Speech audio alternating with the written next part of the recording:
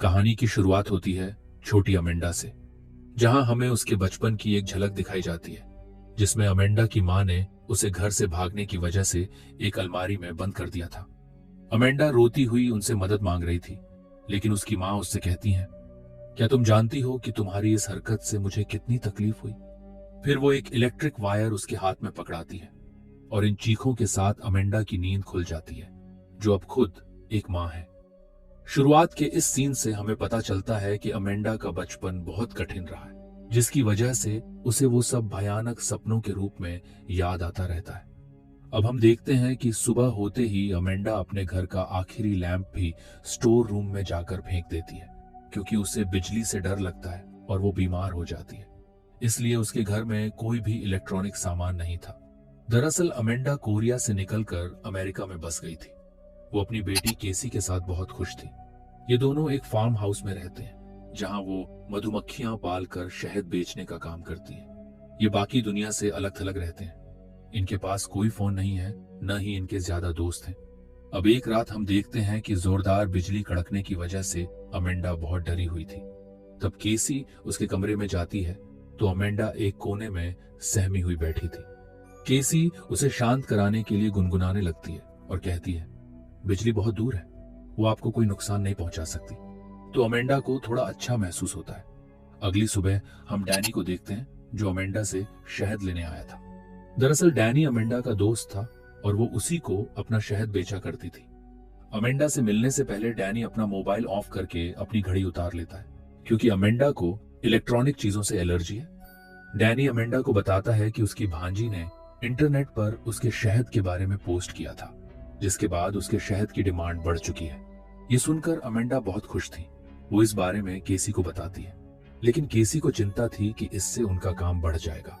तो अमेंडा उसे समझाती है कि ये उनका काम है और वो यही तो करते आए हैं। केसी अमेंडा से कुछ कहना चाहती थी, लेकिन अमेंडा उसे डैनी के स्टोर से कुछ सामान लाने के लिए भेज देती है। अब रास्ते में केसी की मुलाकात एक आदमी से होती है, जो कोरियन में उससे रास्ता पूछ रहा था, लेकिन केसी को कोरियन समझ नहीं आती, इसलिए वो आदमी वहां से आगे बढ़ जाता है। दरअसल ये आदमी अमेंडा के अंकल हैं, जो उससे मिलने आए थे। जैसे ही उनकी गाड़ी घर के सामने रुकी, अमेंडा उनसे इंजन और फोन बंद करने को कहती है। ये देखकर उनके अंकल को बहुत हैरानी होती है। अंकल उसे सुयोंग कहकर बुला रहे थे, जो अमेंडा का असली नाम था, लेकिन अमेरिका आने के बाद उसने अपनी पहचान बदल ली थी। अंकल पूछते हैं कि वो ऐसी जिंदगी कब से जी रही है, तो अमेंडा उनके सवाल का कोई जवाब नहीं देती और उल्टा उनसे वहां आने की वजह पूछती है। दरअसल अंकल अमेंडा को उसकी मां की मौत के बारे में बताने आए थे। उनके पास एक संदूक था, जिसमें उसकी मां की कुछ आखिरी निशानियां थीं, जो उन्होंने अमेंडा को देने के लिए कहा था। अंकल कहते हैं कि वो आखिरी सांस तक तुम्हें पुकारती रही, लेकिन तुम वापस नहीं आई। लेकिन याद रखो कि मरने के बाद भी उन्हें शांति नहीं मिलेगी। वो उस बॉक्स की तरफ इशारा करते हुए कहते हैं कि वो इसमें तब तक कैद रहेंगी जब तक तुम उन्हें आजाद नहीं कर देती। ये सुनकर अमेंडा की सांसें रुकने लगती हैं और वो अंकल को वहां से जाने के लिए कहती है। जाने से पहले अंकल कहते हैं, हर दिन उनका दर्द बढ़ता रहेगा और ये झड़ तब तक कम नहीं होगा जब तक वो तुम में समा ना जाए।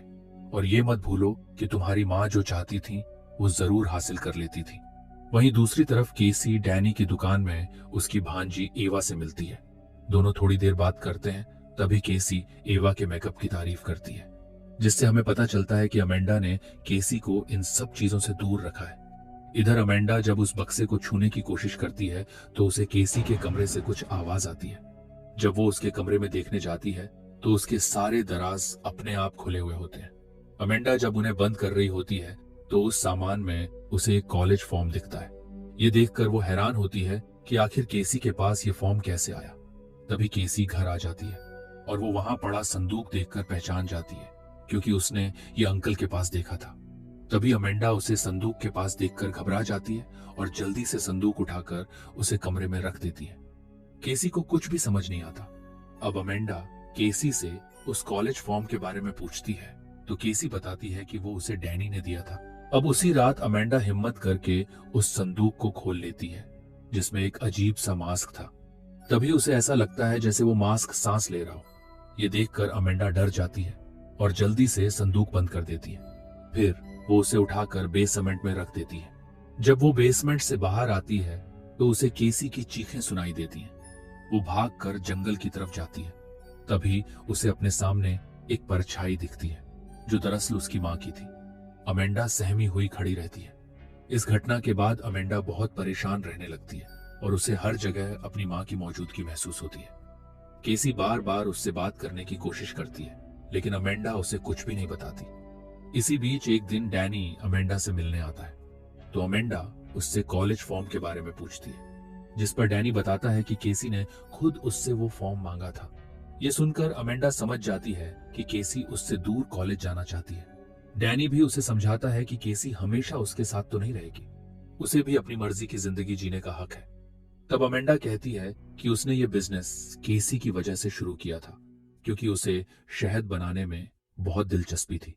उसने उसे घर पर ही पढ़ाया ताकि वो उसके पास रहे और वो दोनों हमेशा साथ रहकर ही खुश रह सकते हैं। इससे हमें समझ में आता है कि कहीं ना कहीं अमेंडा भी अपनी मां की तरह ही अपनी बेटी को अपने पास ही रखना चाहती थी, जैसे अमेंडा के साथ उसके बचपन में हुआ था। इस बात को लेकर अमेंडा डैनी से नाराज भी हो जाती है। अब अगली सुबह हम केसी को देखते हैं, जो अब अपना मन बना चुकी थी, इसलिए वो कॉलेज का एप्लीकेशन फॉर्म भरने लगती है। वहीं अमेंडा जब नीचे काम कर रही होती है तो उसे अपनी मां की परछाई नजर आती है, जिसे देखकर वो बहुत डर जाती है। लेकिन दोबारा देखने पर वो परछाई वहां से गायब हो जाती है और तब अमेंडा उसे घर के अंदर देखती है। वो भागकर केसी को देखने जाती है, लेकिन उसके कमरे में कोई नहीं होता और वो केसी का एप्लीकेशन फॉर्म भी देख लेती है। तभी खिड़की पर बहुत सारी मधुमक्खियां जमा होने लगती हैं। अमेंडा को समझ नहीं आता कि उसके साथ क्या हो रहा है। तभी उसे अपनी मां की आवाज सुनाई देती है, जो उसे अपने पास बुला रही होती है और फिर काले लिबास में जकड़े कुछ हाथ अमेंडा को खींचने लगते हैं, जिस वजह से अमेंडा जोर से चिल्लाती है। लेकिन जब वो पीछे मुड़कर देखती है तो वहां केसी खड़ी होती है, जिसने एक खास तरह का ड्रेस पहना हुआ होता है। उस ड्रेस को देखकर अमेंडा चौंक जाती है और तुरंत केसी को उसे उतारने के लिए कहती है। फिर वो ड्रेस भी स्टोर रूम में फेंक देती है। अब केसी अपनी मां की हालत देखकर परेशान हो जाती है। वो अमेंडा से बात करने की कोशिश करती है, लेकिन अमेंडा कुछ भी बताने को तैयार नहीं होती। इसलिए केसी तय करती है कि वो खुद ही सच्चाई का पता लगाएगी। रात में वो बेसमेंट में जाकर वो संदूक खोलती है। उस संदूक में अमेंडा की मां की एक तस्वीर भी होती है, जिसमें उन्होंने वही ड्रेस पहनी हुई थी। अब इससे पहले कि वो कुछ और देख पाए, अचानक बिजली में कुछ होने लगता है। हम अमेंडा को देखते हैं जो किसी बुरी आत्मा के कब्जे में लगती है। वो एक अजीब सी आवाज में कहती है, तुम बदतमीज और जिद्दी हो। तभी बेसमेंट का दरवाजा अपने आप बंद हो जाता है, इसलिए केसी जोर जोर से मदद के लिए चिल्लाने लगती है। उसकी आवाज सुनकर अमेंडा को होश आता है और वो दौड़कर उसकी मदद करने जाती है। इस हादसे के बाद केसी बहुत डर जाती है और उसके मन में बहुत से सवाल उठते हैं। आखिरकार अमेंडा उसे सच बताने का फैसला करती है। वो बताती है, कुछ दिन पहले मेरे अंकल मिलने आए थे। असल में वो मुझे मेरी मां की मौत की खबर देने आए थे और साथ ही ये संदूक भी, जिसमें मेरी मां की कुछ पसंदीदा चीजें थी। कोरिया में ऐसा माना जाता है कि हमारे पूर्वज मरने के बाद भी तब तक भटकते रहते हैं जब तक उनकी आत्मा को शांति नहीं मिल जाती। इस दौरान हम उन्हें इन चीजों को तोहफे में देते हैं। अमेंडा बताती है कि वो अपनी मां को उम्मा बुलाती थी, जिसका कोरियन में मतलब होता है मां। फिर वो केसी को उम्मा वाला वही ड्रेस दिखाकर बताती है कि इसे हनबोक कहते हैं, जिसे उसकी मां ने अपने हाथों से सिला था। तब केसी उस मास्क के बारे में पूछती है तो अमेंडा बताती है कि ये एक तल है, जिसे उनके परिवार में अक्सर औरतें पहना करती थीं। साथ ही उस बक्से में एक घड़ा भी था जिसमें उम्मा की अस्थियां थीं। केसी अमेंडा से पूछती है, क्या वो इन अंधविश्वासों पर यकीन रखती है? तो अमेंडा कहती है कि उसे इन सब पर विश्वास नहीं है। अब अगले दिन डैनी के आने पर अमेंडा उसे और एवा को रात के खाने पर बुलाती है, ताकि केसी थोड़ा अच्छा महसूस करे। डैनी भी उसकी बात मान लेता है और रात में दोनों अमेंडा के घर आते हैं। खाने के बाद केसी एवा को अपने कमरे में ले जाती है। वहां उसका एप्लीकेशन फॉर्म देखकर एवा उसे कॉलेज जाने के लिए मनाने लगती है। उसकी बातें सुनकर केसी भी सोच में पड़ जाती है। तभी एवा अपने बैग से अपना फोन निकालती है, जिसे देखकर केसी चौंक जाती है और वो एवा से पूछती है, क्या डैनी ने तुम्हें नहीं बताया था कि फोन अंदर लाना मना है? एवा कहती है कि बताया था, लेकिन वो भूल गई। केसी कहती है कि वो अपना फोन बंद कर दे, क्योंकि उसकी मां बिजली के पास नहीं जा सकती। तो ईवा बताती है कि उसका फोन पूरी शाम उसके पास ही था, लेकिन अमेंडा को तो कुछ नहीं हुआ। ये सुनकर केसी को काफी हैरानी होती है। अगले दिन जब अमेंडा नहा रही होती है तो उसे फिर से उम्मा की आवाज सुनाई देती है, जो बार बार कह रही होती है कि वो हर हाल में उसके साथ रहेंगी। वो आवाज अमेंडा से कहती है कि उसकी बेटी यानी केसी भी अब बहुत बदतमीज हो गई है, लेकिन वो उसे भी संभाल लेंगी। इस सब से अमेंडा काफी डरी हुई होती है। अब रात में अमेंडा केसी को सारा सच बताने का फैसला करती है। वो बताती है कि उम्मा यानी उसकी माँ उसे बहुत तकलीफ देती थी। अपनी जवानी में उसकी माँ कोरिया की एक मशहूर डिजाइनर थी और लोग उनकी बहुत इज्जत करते थे। लेकिन फिर उसके पिता उन्हें अमेरिका ले आए और यहाँ आकर उन्हें दम घुटता हुआ महसूस होने लगा, जैसे उनकी पहचान उनसे छिन गई हो। यहाँ की भाषा अलग होने के कारण वो किसी से बात भी नहीं कर पाती थी। उन्हें हर चीज पराई लगने लगी और फिर धीरे धीरे वो बहुत तकलीफ में रहने लगी। इस सब से तंग आकर उसके पिता भी उन्हें छोड़कर चले गए। तब अमेंडा को ही अपनी माँ का गुस्सा और नफरत झेलनी पड़ी, लेकिन जब उससे सहन नहीं हुआ तो वो अपनी माँ को छोड़कर भाग गई। ये सब बताते हुए अमेंडा वहां से चली जाती है। अगली सुबह जब केसी अपना कॉलेज फॉर्म पूरा करने जाती है तो देखती है कि किसी ने उसका फॉर्म खराब कर दिया है। वो गुस्से में अमेंडा के पास जाकर पूछती है कि उसने ऐसा क्यों किया। अमेंडा बताती है कि उसने फॉर्म खराब नहीं किया, लेकिन उसे समझ आ जाता है कि ये उसकी माँ का काम है। वो केसी को ये बात समझाने की कोशिश करती है, लेकिन केसी कहती है कि अमेंडा पागल हो गई है। ये सुनकर अमेंडा को बहुत दुख होता है। वो उसे समझाती है, लेकिन केसी कहती है कि वो यहाँ से दूर जाना चाहती है।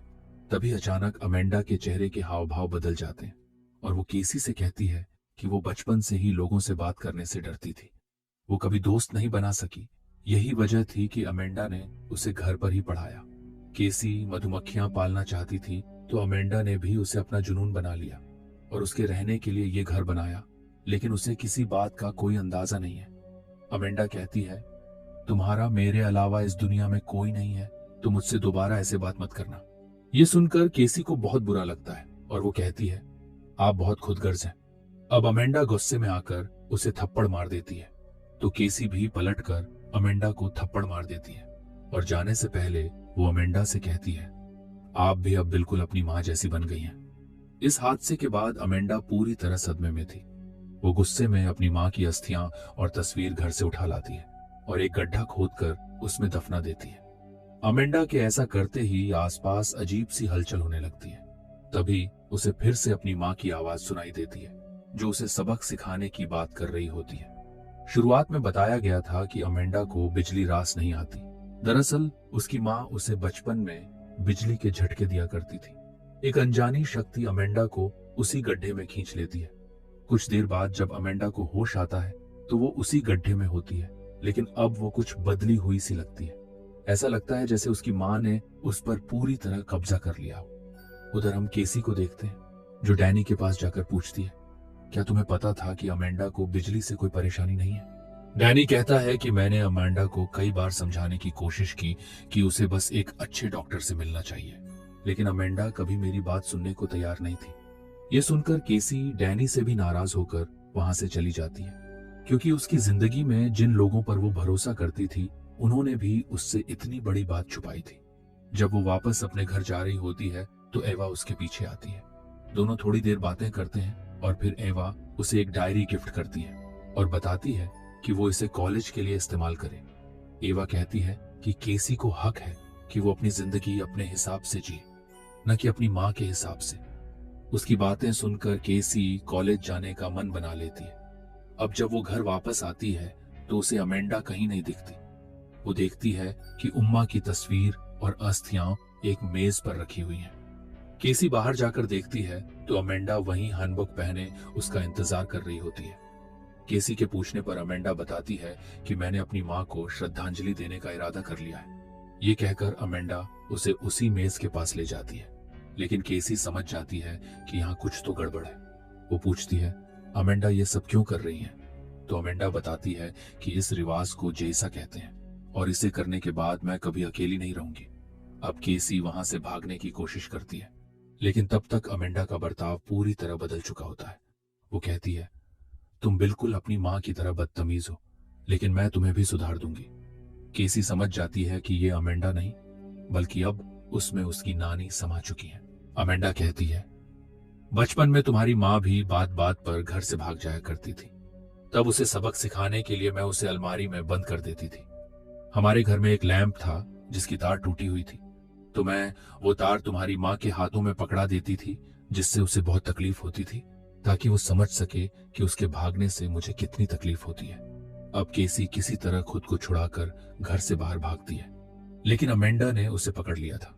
केसी उसे याद दिलाने की कोशिश करती है कि वो उसकी माँ है और बिल्कुल भी अपनी नानी जैसी नहीं है। ये सुनकर अमेंडा को होश आ जाता है और वो केसी से माफी मांगती है। केसी भी अमेंडा से माफी मांगती है और कहती है कि अब वो समझ गई है कि अमेंडा ने अपने बचपन में क्या क्या सहा था। ऐसा लग रहा था कि सब कुछ ठीक हो चुका है, लेकिन तभी वहां एक तूफान आता है और कोई अनजानी शक्ति अमेंडा को खींचकर दोबारा उसी गड्ढे के अंदर ले जाती है। केसी अमेंडा को बचाने की कोशिश करती है, लेकिन अमेंडा उसे वहां से भागने को कहती है। अब अमेंडा खुद को उस दुनिया में पाती है जहां उसकी माँ कैद थी। वहां उसे एक म्यूजिक बॉक्स दिखाई देता है, जिसे देखकर उसके बचपन की बहुत सारी यादें सामने आ जाती हैं। ये वही बॉक्स था जो उम्मा ने उसे तोहफे में दिया था। तभी उम्मा उसके सामने आती है, जो बहुत दुखी लग रही थी। वो कहती है, तुम्हें मुझे कभी अकेला नहीं छोड़ना चाहिए था। मैं तुमसे बहुत प्यार करती हूँ, लेकिन तुम कभी मुझसे मिलने तक नहीं आई। तब अमेंडा पहली बार अपनी माँ से अपना दुख बांटती है। वो कहती है, मैं जानती हूँ कि कोरिया से अमेरिका तक का सफर आपके लिए बहुत मुश्किल था, लेकिन इसकी वजह से आपको मेरी जिंदगी बर्बाद नहीं करनी चाहिए थी। और आज इतने सालों बाद भी आप मुझे चैन से जीने नहीं दे रही। अमेंडा उम्मा को समझाती है कि अब उनका समय पूरा हो चुका है और अब उन्हें यहां से जाना होगा, क्योंकि अमेंडा अब उनके हिस्से की तकलीफ और नहीं झेल सकती। इसके बाद अमेंडा उस कमरे का दरवाजा खोलती है और वहां से बाहर निकल जाती है, और हम देखते हैं कि अमेंडा उस गड्ढे से बाहर आ रही होती है। सीन बदलता है और हम अमेंडा और केसी को देखते हैं, जो उम्मा को श्रद्धांजलि दे रहे होते हैं। कुछ समय बाद दिखाया जाता है कि केसी कॉलेज जाने के लिए तैयार है। डैनी उसे लेने आया होता है। वो उसका सारा सामान गाड़ी में रखता है और फिर केसी अमेंडा से मिलती है। दोनों थोड़े भावुक हो जाते हैं और फिर अमेंडा उसे अलविदा कहती है। उम्मा नाम की यह फिल्म एक मनोवैज्ञानिक साइकोलॉजिकल कहानी थी, जिसमें बचपन का डर, माँ से प्यार और भाषा की दीवार, लैंग्वेज बैरियर का असर बखूबी दिखाया गया है।